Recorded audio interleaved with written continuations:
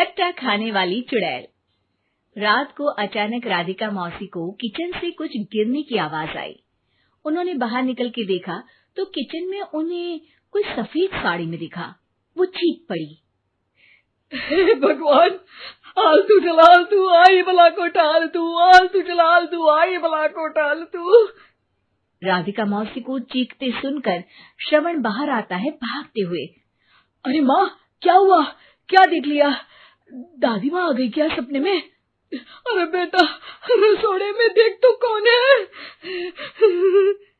श्रवण रसोड़े में झांक कर देखता है और उसे कोई नहीं दिखता अंदर। अब रसोड़े में तो कोई नहीं है माँ।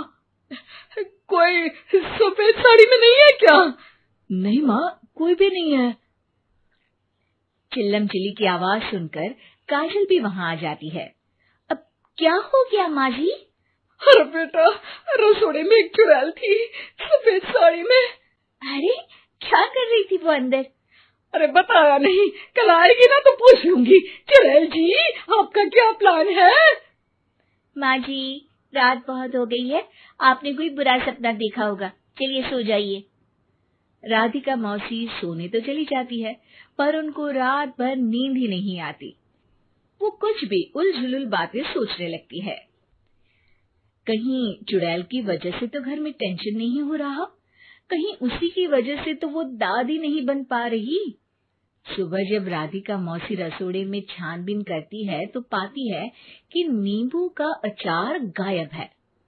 चुड़ैल नींबू का अचार ले गई, मुझे तो ठीक नहीं लग रहा कुछ। चुड़ैल को भी पता है कि जिंदगी का असली मजा तो खट्टे में ही है। राधिका मौसी झट से श्रवण को फोन कर देती है। बेटा, मुझे समस्या समझ में आ गई है, हमें एक तांत्रिक की जरूरत है। अरे क्या बोल रही हो माँ, तांत्रिक की क्या जरूरत है? आप पूजा पाठ तो कर ही रही हो ना। आलतू जलालतू मंत्र सारे फालतू जैसे कुछ मंत्र पढ़ो, चली जाएगी अपने आप चुड़ैल। अरे नहीं बेटा, कभी चुड़ैल को कम नहीं समझते। अरे तुझे पता भी नहीं चलेगा कि कभी वो छल करके काजल की जगह घर की बहू खुद बन जाएगी। क्या माँ, कुछ भी बोल रही हो? कहाँ काजल और कहाँ चुड़ैल? वैसे एक बात बताओ, काजल को अगर गाने के लिए बोल देना तो चुड़ैल काजल की आवाज सुनकर घर तो क्या, धरती लोग छोड़कर चली जाएगी। तुम ना पढ़े लिखे बच्चे हर चीज को मजाक समझते हो। तुम रहने दो, मैं खुद ही तांत्रिक को बुला लेती हूँ। अच्छा सुन, शाम को इमली लेके आना। क्या है कि चटनी खाए बहुत दिन हो गए है ना? नहीं माँ, इमली तांत्रिक से ही मंगवा लो ना, आटा वगैरह भी उसी से पिसवा लेना। देखो मुझे काम करना है। श्रवण रात को कई तरह की सब्जियों के साथ माँ के कहने पे चटनी के लिए इमली भी ले आया था, लेकिन राधिका मौसी के दिमाग में अलग ही फिल्म चल रही थी। उन्हें अब सिर्फ शक ही नहीं यकीन होने लगा था कि शायद चुड़ैल ने श्रवण पर अपना जाल बिछा दिया था, जिस वजह से श्रवण उनकी बात ही नहीं मान रहा था। पर कोई नहीं, आने वाली रात में राधिका मौसी खुद तैयार हो गई चुड़ैल को पकड़ने के लिए। रुद्राक्ष की माला, तुलसी का पत्ता, हनुमान चालीसा सब हाथ के पास ही था, बस चुड़ैल का इंतजार था। और जैसा राधिका मौसी ने सोचा था वैसा ही हुआ।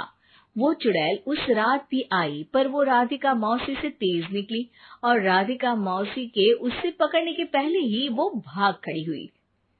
जरूर बहू पे साया है उस चुड़ैल का, तभी तो श्रवण के कमरे में गई है। और अगली सुबह राधिका मौसी पिछली रात हुए हमले में किन चीजों का नुकसान हुआ उसका हिसाब लगा रही थी।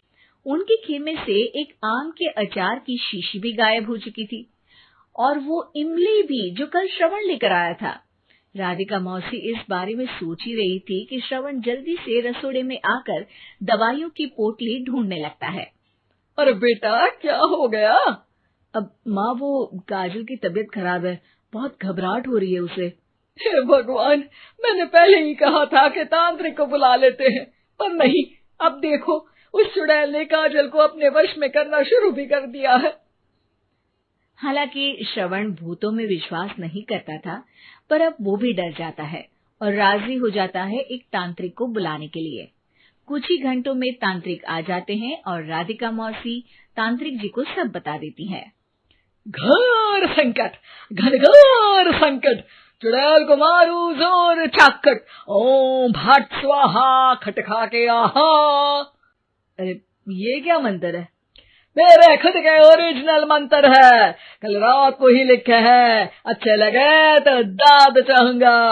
एक और मंत्र सुनो, अर्ज किया है आब्राकडाब्रा, दिल्ली बम्बई आगरा, चंदा मामा सोवरले सुरन मामू जारा। ये मंत्र है? अरे कोई 40 वालीसा पढ़ो ना। वक्त कम है, 40 नहीं पड़ेंगे, 20-25 में काम चलाना पड़ेगा। अलग निरंजन जाके लंदन, मुफ्त का मंजान घिस मेरे नंदन। अरे जल्दी करो तांत्रिक जी, जल्दी करो। तांत्रिक अपने उल झलूल मंत्र पढ़ने लगता है। श्रवण को तांत्रिक पे शक होता है। वो अपने एक डॉक्टर दोस्त को कॉल कर देता है ताकि कोई अनहोनी हो तो इमरजेंसी में चीजें मैनेज हो जाए। तांत्रिक धुनी रमाता है, जिसकी वजह से कमरे में काफी धुआं हो जाता है और जिसकी वजह से बहू की घबराहट बढ़ जाती है। अब भागेगी चुड़ैल। हाँ। बहू खांसते हुए धुएं से बचने के लिए बाहर चली जाती है। अरे भाग रही है, भाग रही है। पीछे पीछे श्रवण भी जाता है। बहू एक सोफे पर बैठ जाती है। तभी डॉक्टर दोस्त आ जाते हैं और श्रवण को पानी लाने के लिए कहते हैं। थोड़े चेकअप के बाद डॉक्टर कहते हैं, मेरे हिसाब से जाप का काम पूरा हो गया है। क्या मतलब? अरे कुछ भी नहीं माँ, कोई चुड़ैल नहीं है, खुशखबरी है, अब दादी बनने वाली है।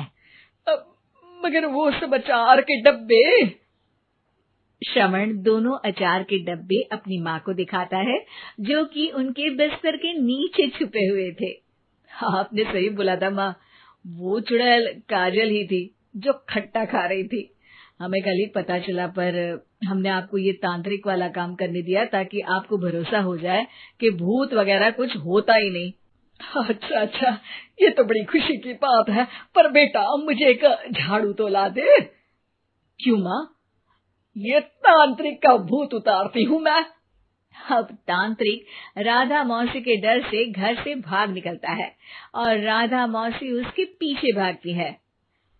अरे संकट ये घनघोर है, तांत्रिक मुआ चोर है।